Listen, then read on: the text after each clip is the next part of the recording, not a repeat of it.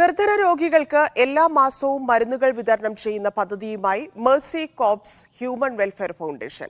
പദ്ധതിയുടെ ഉദ്ഘാടനം തിരുവനന്തപുരം ജില്ലാ സബ് ജഡ്ജും ലീഗൽ സർവീസ് അതോറിറ്റി സെക്രട്ടറിയുമായ എസ് ഷംനാഥ് നിർവഹിച്ചു. നിർധനരായ രോഗികൾക്ക് എല്ലാ മാസവും മരുന്നും തിരഞ്ഞെടുക്കപ്പെട്ട കുടുംബങ്ങൾക്ക് പെൻഷനും നൽകുന്നതാണ് മേഴ്സി കോർപ്സിന്റെ പുതിയ പദ്ധതി.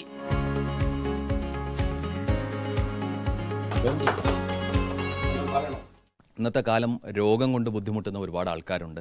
അവർക്ക് സാമ്പത്തികമായി ബുദ്ധിമുട്ടെന്ന് പറയുന്നത് മരുന്നിനാണ്.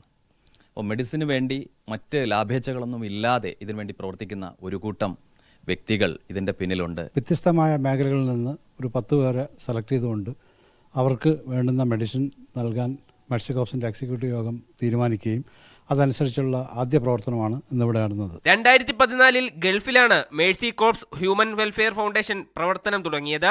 2022 മുതൽ കേരളം, തമിഴ്നാട്, കർണാടക സംസ്ഥാനങ്ങളിൽ ജീവകാരുണ്യ പ്രവർത്തനങ്ങൾ വിപുലീകരിച്ചു. എല്ലാ രീതിയിലും സപ്പോർട്ട് ചെയ്യുന്ന പ്രവാസ ലോകത്ത് നിന്ന് ഒരു കൂട്ടം പ്രവാസികളായ നല്ലവരായ കരുണ കാണിക്കുന്നവരാണ്. ചുരുങ്ങിയ കാലം കൊണ്ട് നിരവധി ജീവകാരുണ്യ പ്രവർത്തനങ്ങളാണ് മേഴ്സി കോർപ്സ് നടത്തിയത്.